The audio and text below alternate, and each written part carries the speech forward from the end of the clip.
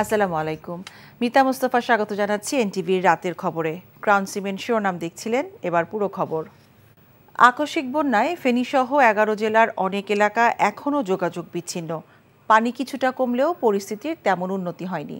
কুমিল্লা, ব্রাহ্মণবাড়িয়া, খাগড়াছড়ির বিভিন্ন এলাকায় পানি কমলেও বেড়েছে দুর্গতদের দুর্ভোগ। সংকট বেড়েছে বিশুদ্ধ খাবার পানির। বিস্তারিত জীবন আহমেদের ডেস্ক রিপোর্টে। বৃষ্টিপাত না হলেও বন্যা পরিস্থিতির কোনো উন্নতি হয়নি ফেনীতে। ফুলগাজী, পরশুরাম, ছাগলনাইয়ার পর ফেনী সদর বন্যা কবলিত হয়ে পড়েছে। 4 দিন পর বিদ্যুৎ সরবরাহ কিছুটা স্বাভাবিক হয়েছে। মোবাইল নেটওয়ার্ক পুরোপুরি না হলেও আংশিক চালু হয়েছে। বানভাসীদের দুর্ভোগে যেন অন্ত নেই। চট্টগ্রাম ও ফেনী জেলার সাথে সীমান্ত ধরে প্রবাহমান ফেনী ও মুহুরী নদীর পানি দুই পাড়ের সাথে মিশে জনপদ একাকার হয়ে গেছে। বিশাল একটি জনগোষ্ঠী বন্যার পানিতে হারিয়েছে তাদের বসতঘর সহ মূল্যবান জিনিসপত্র। পানিবন্দীদের উদ্ধারের চেষ্টা চালাচ্ছে সেনা, নৌ, বিমান বাহিনী ও সাধারণ মানুষ। তাদের সাথে যোগ দিয়েছে বিভিন্ন স্বেচ্ছাসেবী সংগঠন। কুমিল্লায় বন্যা পরিস্থিতির আরও অবনতি হয়েছে। জেলায় অন্তত 10 লাখ মানুষ পানিবন্দী। বুড়িচংয়ে গোমতীর ভাঙনের ফলে বন্যা কবলিত মানুষের দুর্ভোগ বেড়েছে কয়েক গুণ। লোকালয়ে প্রবেশ করা পানির স্রোতে মানুষের বাড়ি ঘর বিলীন হয়ে গেছে। খোলা আকাশের নিচে আশ্রয় নিয়েছেন লাখো মানুষ।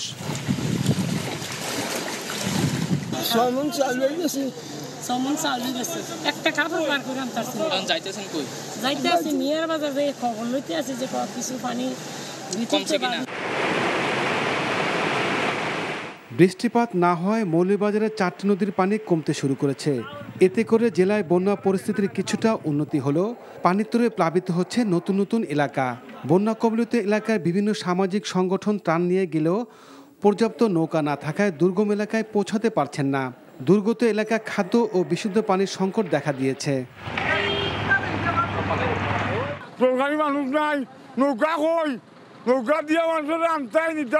রান্না করে কিছু খাবার নিয়ে এসেছিলাম বন্টন করার জন্য, কিন্তু এখানে এসে দেখি যাতায়াত কোনো ব্যবস্থা নেই।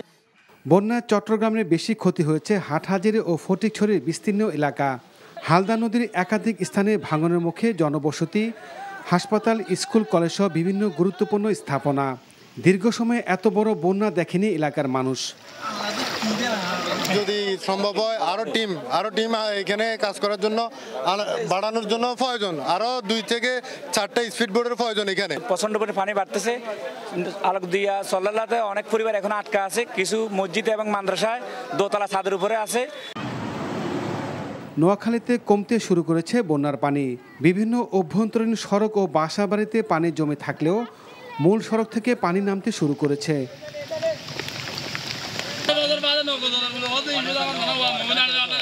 ওদিকে 3 দিন পর খাগড়াছড়ি ফেনী সড়ক যোগাযোগ স্বাভাবিক হয়েছে। কক্সবাজার, হবিগঞ্জ, ব্রাহ্মণবাড়িয়ায় কমতে শুরু করেছে বন্যার পানি।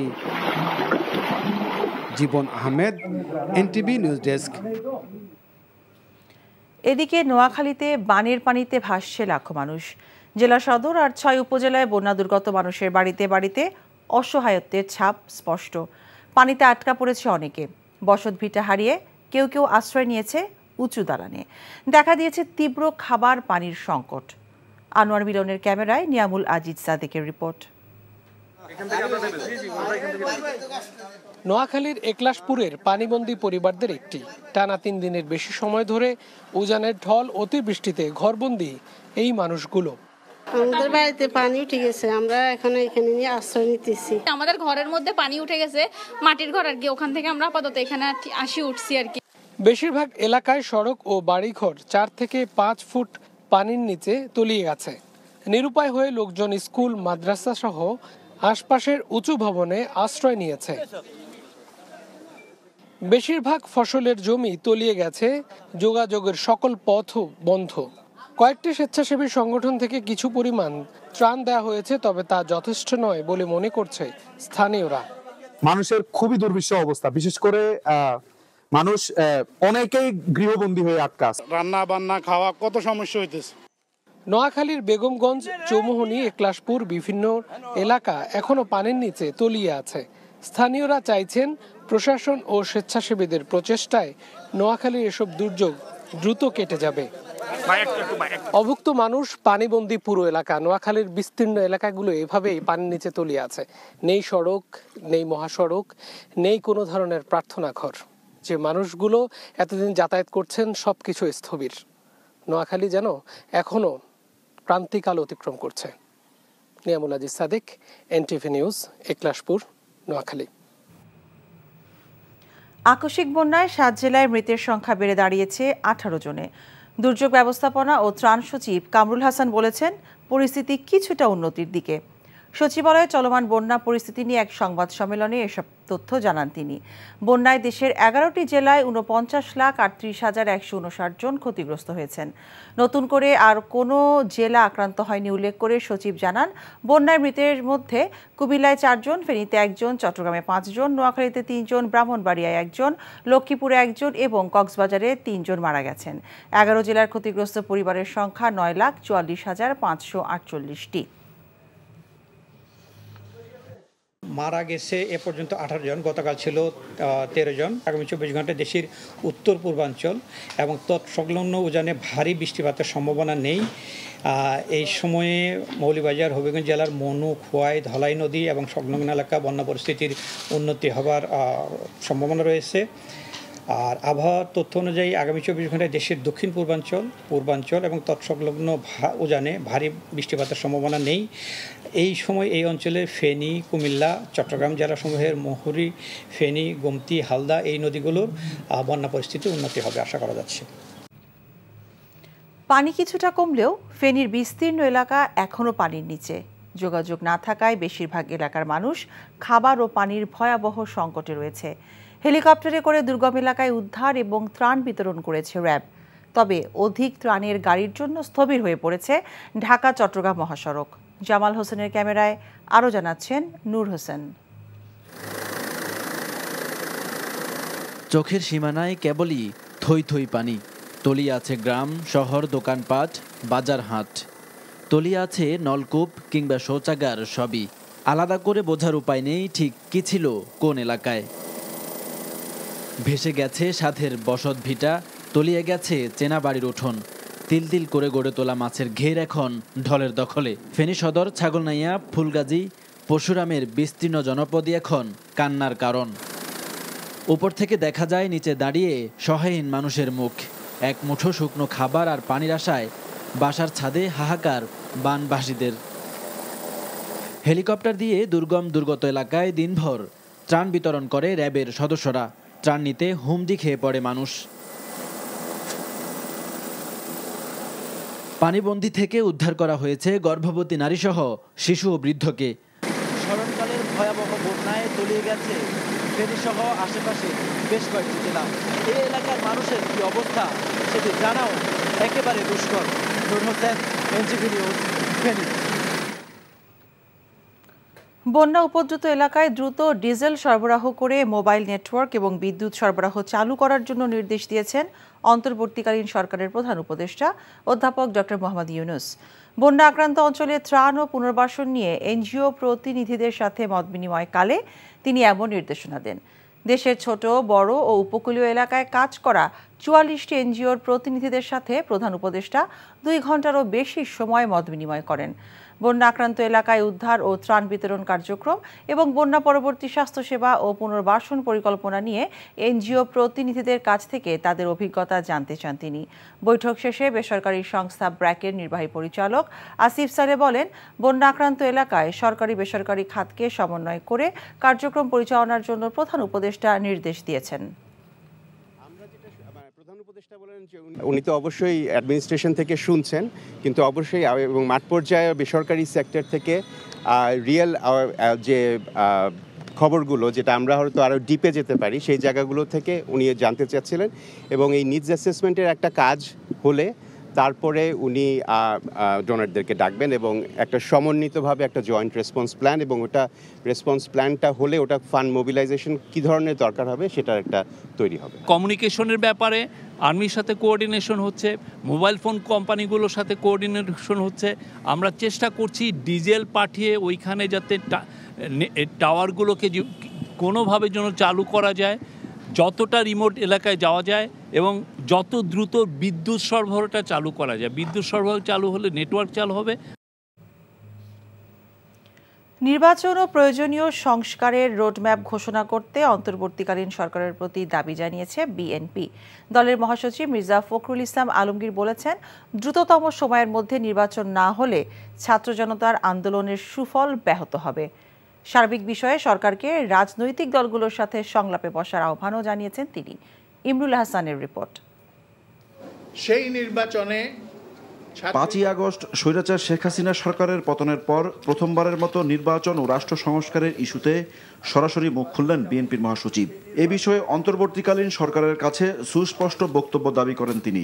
আমরা দেখতে চাই যে প্রধান উপদেষ্টা তিনি অতি দ্রুত জনগণের সামনে তিনি কি করতে চান তা উপস্থাপন করবেন, একটা রোড ম্যাপ দিবেন যে কিভাবে তিনি অতি দ্রুত একটা নির্বাচনের ব্যবস্থা করবেন, কিভাবে তিনি প্রয়োজনীয় সংস্কারগুলো ঘটিয়ে এবং নির্বাচনের ব্যবস্থা করবেন। তা না হলে যে উদ্দেশ্য সেই উদ্দেশ্য সম্পূর্ণ ব্যাহত হবে। কারণ the final authority is the people. সেটা কিভাবে আসবে? সেটা অবশ্যই একটা নির্বাচিত পার্লামেন্টের মধ্য দিয়ে তাদের মাধ্যমে সেটাকে আসতে হবে, এর কোনো বিকল্প নেই। সুতরাং কয়েকজন ব্যক্তি একটা সংস্কার করে দেবেন এটা আমি বিশ্বাস করি না। রাজনৈতিক দলগুলোর সাথে আলোচনায় বসার আহ্বানও জানান তিনি। রাজনৈতিক দলগুলোর সঙ্গে এখন পর্যন্ত এই সরকারের সত্যিকার অর্থে কোনো এজেন্ডা ভিত্তিক কোনো আলোচনা হয়নি। রাজনৈতিক দলগুলোর সঙ্গে আলোচনা করে একটা কিভাবে একটা নির্বাচন অতি দ্রুত করা যায় এবং সেই প্রয়োজনীয় সংস্কার করা যায় সেটা নিয়ে এই ইন্টারিম গভর্নমেন্ট কাজ করবেন বলে আমরা প্রত্যাশা করি। ক্ষমতায় গেলে রাষ্ট্র সংস্কারে বিএনপির দেয়া 31 দফা বাস্তবায়নের প্রতিশ্রুতি দেন মির্জা ফখরুল। বলেন, প্রতি বিপ্লবের বিষয়ে সচেতন থাকতে হবে। যে সমস্ত ব্যক্তিরা হাসিনার পাশে থেকে হাসিনার সঙ্গে থেকে তার দোসর হয়ে তারা মানুষের উপর নির্যাতন নিপীড়ন করেছে, লুটপাট করেছে, দেশের পাচার করে দিয়েছে, তাদেরকে আমরা আশেপাশে দেখতে চাই না। ইতিমধ্যে যে চক্রান্ত রকম কথাবার্তা উঠে আসছে মানুষের মধ্যে, সেগুলোকে যেন আপনার প্রতিহত করা যায়, সেগুলোকে পরাজিত করে এই বিপ্লবের চেতনাকে যেন আমরা সমুন্নত রেখে একটা গণতান্ত্রিক বাংলাদেশের দিকে যেন এগিয়ে দিতে পারি, সেই বিষয়টা তাদেরকে সবসময় স্মরণ রাখতে হবে। সাবেক প্রধানমন্ত্রী কাজী জাফর আহমেদের স্মরণ সভায় বিএনপির মহাসচিব বলেন, বিএনপি বন্যা কবলিত মানুষের পাশে আছে, থাকবে। Imrul Hasan, NTV news, Dhaka. পৃথক হত্যা মামলায় সাবেক প্রধানমন্ত্রী শেখ হাসিনার বেসরকারি শিল্প ও বিনিয়োগ বিষয়ক উপদেষ্টা সালমান এফ রহমান, সাবেক আইনমন্ত্রী আনিসুল হক ও সাবেক সেনা কর্মকর্তা জিয়াউল আহসানকে 5 দিন করে 10 দিনের রিমান্ড মঞ্জুর করেছেন আদালত। আর সাবেক সমাজ কল্যাণমন্ত্রী ডাক্তার দীপুমণিকে 4 দিন এবং সাবেক চিফ হুইপ আসম ফিরোজকে 7 দিনের রিমান্ড মঞ্জুর করা হয়। পুলিশের 10 দিন করে রিমান্ড আবেদনের প্রেক্ষিতে ঢাকা মেট্রোপলিটন ম্যাজিস্ট্রেট মোহাম্মদ জসিমের আদালত আসামিদের বিরুদ্ধে এই রিমান্ড মঞ্জুর করেন। মইদুল ইসলামের রিপোর্ট। শনিবার বিকেল থেকেই রাজধানী পুরান ঢাকার সিএমএম আদালত প্রাঙ্গণে নিরাপত্তার জন্য মোতায়েন করা হয় সেনা ও পুলিশ সদস্য। সন্ধ্যা 7টার দিকে সালমান এফ রহমান, আনিসুল হক ও জিয়াউল আহসানকে তোলা হয় আদালতে। লালবাগ ও নিউ মার্কেট থানার পৃথক দুটি হত্যা মামলায় 10 দিন করে রিমান্ড আবেদন করে পুলিশ। শুনানি শেষে 5 দিন করে এই 3 আসামির প্রত্যেকের বিরুদ্ধে 10 দিনের রিমান্ড মঞ্জুর করেন আদালত। আর রাজধানীর বাড্ডা থানায় হত্যা মামলার ডাক্তার দীপুমণিকে 4 দিনের রিমান্ড মঞ্জুর করা হয়। এছাড়া রাজধানীর ভাটারা থানার হত্যা মামলা জাতীয় সংসদের সাবেক চিফ হুইপ আসমা ফিরোজের 7 দিনের রিমান্ড মঞ্জুর করেন আদালত। এই 2 মামলায় সালমান এফ রহমান এবং আনিসুল হক এবং আয়নাগরের কারিগর জিয়াউল হাসান এদের বিরুদ্ধে এই 2 মামলায় 5 দিন 10 দিনের রিমান্ড মঞ্জুর করেন। দীপুমণি জামিনের প্রার্থনা করেন। বিজ্ঞ আদালত উভয় পক্ষের বক্তব্য শোনার পর এই আসামির বিরুদ্ধে 4 দিনের রিমান্ড মঞ্জুর করেন।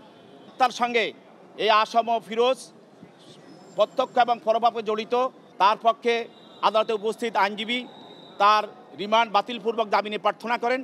বিজ্ঞ আদালত উভয় পক্ষের বক্তব্য শুনে এই আসামির বিরুদ্ধে 7 দিনের রিমান্ড মঞ্জুর করেন। রিমান্ড মঞ্জুর হওয়া এই 5 আসামি আদালতে ন্যায় বিচার পাবে বলে আশাবাদ তাদের আইনজীবীদের। বিজ্ঞ আদালত হচ্ছে মানুষের আস্থা এবং বিশ্বাসের জায়গায়, এবং সর্বশেষ আশ্রয়স্থল হচ্ছে আদালতের জায়গা। ইনভেস্টিগেশন এবং তদন্তে যদি কোনো বেরিয়ে আসে সম্পৃক্ত, তাহলে আমরা বলতে পারবো সে দোষী। তার আগ পর্যন্ত তাকে অপরাধী বলা যাবে না। এদিকে ভারতে পালাতে গিয়ে বিজিবির হাতে আটক সাবেক বিচারপতি AHM শামসুদ্দিন চৌধুরী মানিককে আদালতে হাজির করা হলে তাকে কারাগারে পাঠানোর নির্দেশ দেন সিলেট মহানগর হাকিম আলমগীর হোসেন। এ সময় বিক্ষুব্ধ আইনজীবীরা আসামিকে ঘিরে বিক্ষোভ করেন এবং কেউ কেউ তার দিকে ডিম এবং জুতা ছুঁড়ে মারেন। মইদুল ইসলাম, NTV নিউজ, ঢাকা। যেসব উচ্চাভিলাষী পুলিশ কর্মকর্তা ছাত্র আন্দোলনে অপেশাদার আচরণ করেছে তাদের বিরুদ্ধে আইনগত ব্যবস্থা নেওয়া হচ্ছে বলে জানিয়েছেন ডিএমপি কমিশনার মাইনুল হাসান। সকালে ডিএমপি মিডিয়া সেন্টারের সংবাদ সম্মেলনে তিনি জানান, পুলিশের অনেক ক্ষয়ক্ষতি হয়েছে, পুলিশ ঘুরে দাঁড়াচ্ছে, একটু সময় লাগবে। মানুষ যাতে পুলিশের কাছ থেকে নাগরিক সব সেবা পায় সে ব্যবস্থা করা হচ্ছে বলেও জানান ডিএমপি কমিশনার। রিপোর্ট করছেন ফাহাদ মোহাম্মদ। ছাত্র জনতার আন্দোলন দমনের নামে শিক্ষার্থীদের বিরুদ্ধে মারমুখী অবস্থানে ছিল পুলিশ। ছাত্র জনতার দিকে গুলি ছুড়ে পুলিশ। নির্মমভাবে নিহত হয় শিক্ষার্থী ও সাধারণ মানুষ। কতিপয় উচ্চাভিলাষী ঊর্ধ্বতন কর্মকর্তার নির্দেশে তৎকালীন সরকারের অনৈতিক ইচ্ছা বাস্তবায়নে কাজ করতে বাধ্য করা হয়েছে পুলিশকে, আসছে সেসব তথ্য। এমন বাস্তবতায় ঢাকা মেট্রোপলিটন পুলিশের মিডিয়া সেন্টারে করা সংবাদ সম্মেলনে ডিএমপি কমিশনার বললেন, ঘুরে দাঁড়ানোর নিরন্তর চেষ্টায় পুলিশ বাহিনী। যারাই ছাত্র আন্দোলনে অপেশাদার আচরণ করেছে তাদের বিরুদ্ধে নেওয়া হচ্ছে আইনানুগ ব্যবস্থা। বিগত সময়ের উচ্চাভিলাষী ও অপেশাদার কিছু পুলিশ কর্মকর্তা সমগ্র পুলিশ বাহিনীকে জনগণের মুখোমুখি দাঁড় করিয়ে দেয়। এর ফলে ছাত্র জনতার আন্দোলন, গণ অভ্যুত্থান এবং বিগত সরকারের পতনকে ঘিরে সংঘর্ষ ও সহিংসতায় পুলিশের মনোবল ভেঙে গিয়েছিল। ডিএমপি সহ সারা দেশে অনেক পুলিশ সদস্য আহত এবং নিহত হয়েছেন। অনেক স্থানে আমাদের অবকাঠামো ধ্বংস হয়েছে। ট্রাফিকের প্রায় সকল অফিস ও বক্স ভাঙচুর হয়েছে। ঢাকা মেট্রোপলিটন পুলিশের 50টি থানার মধ্যে 22টি থানা সম্পূর্ণভাবে ক্ষতিগ্রস্ত হয়েছে। বিপুল সংখ্যক যানবাহন অগ্নিদগ্ধ হয়েছে। প্রচুর অস্ত্র ও গোলাবারুদ লুণ্ঠিত হয়েছে। ডিএমপি কমিশনার জানান, কোনো রকম দুর্নীতি, অনিয়ম আর অপকর্মের স্থান পুলিশে আর থাকবে না। এভাবেই গড়ে তোলা হচ্ছে পুলিশ বাহিনীকে। আন্দোলনের সময় থানা থেকে লুট হওয়া অস্ত্র উদ্ধারে তৎপরতা চলছে বলেও জানান ডিএমপি কমিশনার। আমরা চাই যে সকল পুলিশ বাহিনীর সদস্য সবাই পেশাদারিত্বের সাথে কাজ করবে। কে কোন জেলা থেকে আসলো বা কোথেকে আসলো এটি আমাদের বিবেচনার বিষয় নয়। আমরা চাই এটি সুন্দর সুশৃঙ্খল পুলিশ বাহিনী তৈরি করতে, যেখানে সকল পুলিশ সদস্যের আচরণ হবে পেশাদার। পুলিশের কাজ আপনারা জানেন আইন এবং বিধি দ্বারা নিয়ন্ত্রিত। তো কাজেই এখানে কোনো স্থান, কোন স্থান থেকে আসছেন বা কোন এলাকা থেকে আসছেন এটি আমাদের কাছে বিবেচনা। আমরা এটি সুন্দর পুলিশ বাহিনী গড়তে চাই যারা পেশাদারিত্বের সাথে দায়িত্ব পালন করবে। পুলিশের পাশে থাকতে ঢাকাবাসীর প্রতি আহ্বান জানান ডিএমপি কমিশনার। তারা বিভিন্নভাবে। Fahad Mohammad, NTV news, Dhaka. ফোনে আড়ি পেতে নাগরিকদের ব্যক্তিগত গোপনীয়তা খর্বকারী রাষ্ট্রীয় সংস্থা NTMC বন্ধ করা সহ মত প্রকাশের স্বাধীনতার সাথে সাংঘর্ষিক সকল আইন বিলুপ্ত করার দাবি জানিয়েছেন নাগরিক সমাজের প্রতিনিধিরা। রাজধানীতে রাষ্ট্র সংস্কার বিষয়ে এক নাগরিক সংলাপে বক্তারা এসব কথা বলেন। মিজান রহমানের রিপোর্ট। আড়িপাতা, গোপনীয়তার অধিকার ও বাকস্বাধীনতা শিরোনামে রাজধানীর কারওয়ান বাজারে সিভিল রিফর্ম গ্রুপ এক নাগরিক সংলাপের আয়োজন করে। ছাত্র জনতার গণ অভ্যুত্থানের পর রাষ্ট্রীয় বিভিন্ন সংস্কার বিষয়ে পরামর্শ তুলে ধরে বক্তারা বলেন, একদলীয় স্বৈরাচারী শাসন ও ফ্যাসিবাদ কায়েমে যেসব আইন ও সংস্থা ব্যবহার হয়েছে সেসব বন্ধ করতে হবে। কিন্তু কিছু কিছু প্রতিষ্ঠান আছে যেগুলো ঢেলে সাজানোর কোনো অর্থ হয় না। জুনায়েদ সাকি বলে গেছেন যে NTMC-কে নজরদারি করার জন্য কমিশন করতে হবে, আবার আরেকটা কমিশন করে সেটাকে আবার একই দশার মধ্যে ফেলে সেটি করা হবে। কাজে আমি আসলে মহিউদ্দিন সাহেবের সাথে একমত, NTMC-র কোনো প্রয়োজন নেই। রাষ্ট্রীয় নিরাপত্তা, কার নিরাপত্তা, কতগুলো নিরাপত্তার জায়গাতে তারা বাংলাদেশকে রক্ষা করেছে, এরকম কোনো রেকর্ড আছে কিনা? স্বৈরাচার শেখ হাসিনার শাসনামলে গুম নির্যাতনের শিকার হওয়া অনেকে সংলাপে অংশ নিয়ে বলেন, ভোটাধিকার, গণতন্ত্র, মানবাধিকার বিষয়ে রাষ্ট্রের সংস্কার খুব জরুরি। এই ফ্যাসিস্ট রেজিমে, এই শাসনে আমরা সত্যিকার অর্থেই শাসনে এবং প্রভুত্বে আমরা যেভাবে আমাদের জীবন কাটিয়েছি, তার মধ্যে একটা বড় ঘটনা ছিল এই মানুষের ব্যক্তিগত যে গোপনীয়তার অধিকার, তার চরম লঙ্ঘন। ডিজিএফআই আমাকে প্রায় ডাকতেন, একদিন বললেন যে নাম্বার 1, আমি তাদের থেকে শিখলাম। এবং আমি আন্ডারওয়ার্ল্ডের সাথে কাজ করতাম বিচিত্রাতে সাংবাদিক থাকার সময়, যেখান থেকে আমার মনে হয়েছে যে সরকারটি মাফিয়া সরকার ছিল। রাষ্ট্রীয় নিরাপত্তার অজুহাত তুলে বিভিন্ন পেশার মানুষের ফোনে আড়ি পাতা, ব্যক্তিগত গোপনীয় ছবি ও ভিডিও চুরি করা এবং পরবর্তীতে স্বার্থ হাসিল করতে সেসব দিয়ে ব্ল্যাকমেলিং করাকে রাষ্ট্রীয়ভাবে পৃষ্ঠপোষকতা দেওয়া হয়েছে অভিযোগ বক্তাদের। আমাকে গুম করা হয় হচ্ছে 20 সালের 5ই মে। এই এনটিএমসি ধরেন যে কথার কথা, আই ডেফিনেটলি বিলিভ যে এনটিএমসি, ডিওটি এগুলোকে বন্ধ করতে হবে। Definitely digital security act, cyber security act. By the way, আমাকে ডিজিটাল সিকিউরিটি একটা মামলা দেওয়া হয়। দুঃখ পেয়েছি দেখে যে গত কয়েকদিন ধরেও কিন্তু এরকম মামলাগুলো আবার হচ্ছে। যখন আমরা বাক স্বাধীনতার কথা বলছি তখন একটু কনসিস্টেন্ট হওয়া উচিত, তাই না? ব্রিটিশ আমলের জিনিস, নতুন স্বাধীনতার কথা বলছি, ব্রিটিশ আমলের জিনিসগুলো টেনে আনছি, ওগুলো নিয়ে মামলা করছি, এগুলো হওয়া উচিত না। ফ্যাসিস্ট শেখ হাসিনার বিরুদ্ধে ছাত্র জনতার রক্তে অর্জিত বিজয় যেন বেহাত না হয়, সেজন্য সবাইকে সতর্ক থাকার পরামর্শ আলোচকদের। Mizan Rahman, NTV news, Dhaka. Saudi আরবের মক্কায় আন্তর্জাতিক হিফজুল কুরআন প্রতিযোগিতায় এবারও দেশের জন্য অনন্য গৌরব বয়ে এনেছেন বাংলাদেশের 2 মাদ্রাসার শিক্ষার্থী। 123টি দেশের 174 জন প্রতিযোগীর অংশগ্রহণে 5টি বিভাগের মধ্যে 2টিতেই প্রথম স্থান অর্জন করে দেশের মর্যাদাকে বিশ্বের দরবারে তুলে ধরেছেন অনন্য উচ্চতায়। আরও জানাচ্ছেন জাহিদুর রহমান। رجع موسى إلى قومه غضبان أسفا قالوا ما পবিত্র মক্কা নগরীর মসজিদে হারামে গত 21 আগস্ট অনুষ্ঠিত আন্তর্জাতিক কোরআন প্রতিযোগিতায় জোড়া সাফল্য বয়ে আনা বাংলাদেশের 2 প্রতিযোগীর একজন হাফেজ আনাস বিন আতিক, অন্যজন হাফেজ মুআজ মাহমুদ। মুআজ মাহমুদ من جمهورية بنغلاديش الشعبية فقد فاز। রাজধানীর মিরপুরের মার্কাজ ফয়জিল কুরআন আল ইসলামী ঢাকার কিতাব বিভাগের শিক্ষার্থী মুআজ প্রতিযোগিতার 15 পারা গ্রুপে অর্জন করেছে প্রথম স্থান। পেয়েছে সম্মাননা, ক্রেস্ট ও নগদ 1.5 লাখ রিয়াল পুরস্কার, বাংলাদেশি মুদ্রায় যার পরিমাণ প্রায় 50 লাখ টাকা। আমি ওইরকম কখনোই কোনো ভালো ছাত্র ছিলাম না এবং এখন আমি খুব দুর্বল ছাত্র। একমাত্র ওস্তাদের পরিশ্রম এবং আমার মা বাবার দোয়া, আমার ওস্তাদের দোয়ার কারণে আল্লাহ এখানে এনেছেন। আমার একটাই উদ্দেশ্য, আল্লাহ তাআলার দ্বীনের যেন অনেক বড় খিদমত করতে পারি, আল্লাহ যেন আমাকে মাকবুল খাদিম হিসেবে কবুল করেন। বিশ্বের সবচেয়ে বড় কোরআন প্রতিযোগিতায় প্রথম স্থান অর্জনের মাধ্যমে বিশ্বজুড়ে দেশের সুনাম ছড়িয়ে দেয় আনন্দিত মুআজের ওস্তাদ ও সতীর্থরাও। নিজের শিক্ষায়তনে শিখতে হচ্ছেন দোয়া, ভালোবাসার ফুলেল শুভেচ্ছায়। একটা অনারবি ছোট ছেলে পুরস্কার ছিনিয়ে নিচ্ছে, এটা আল্লাহ পাকের দয়া ছাড়া আমাদের পক্ষে সম্ভব ছিল না। আমি আমার আবেগকে ধরে রাখতে পারিনি, আমার চোখ থেকে অঝরে অনিচ্ছায় পানি বের হয়ে গেল। কিং আব্দুল আজিজ হিফজুল কোরআন প্রতিযোগিতায় 44তম আসরে এবার অংশ নেন সর্বোচ্চ সংখ্যক প্রতিযোগী। সৌদি আরবের বাদশাহ সালমান বিন আব্দুল আজিজের পক্ষ থেকে বিজয়ীদের মাঝে পুরস্কার তুলে দেন মক্কার deputy governor prince Saud bin Mishal bin Abdul Aziz. Zahidur Rahman, NTV news, Dhaka. চিকিৎসার নামে হত্যায় জড়িত চিকিৎসক এবং হাসপাতালের শাস্তির 7 দফা দাবি জানিয়েছে জাস্টিস ফর শিমুল নামের একটি সংগঠন। জাতীয় প্রেসক্লাবের সামনে এক অবস্থান কর্মসূচি থেকে এই দাবি জানায় তারা। মানববন্ধনে অভিযোগ করা হয়, নাকের সেপ্টোপ্লাস্টিক সার্জারির মতো ছোট অপারেশনে অবহেলার কারণে রোগীর মৃত্যু হয়েছে। মানববন্ধনকারীরা বলেন, গ্রিন রোডের কমফোর্ট হাসপাতালে সার্জারির সময় চিকিৎসক এবং সংশ্লিষ্টদের অবহেলায় মৃত্যু হয় মিনিস্টার মাই ওয়ান গ্রুপের পরিচালক শামসুদ্দোহা শিমুলের। অবিলম্বে দোষীদের শাস্তির আওতায় আনার দাবি জানান তারা।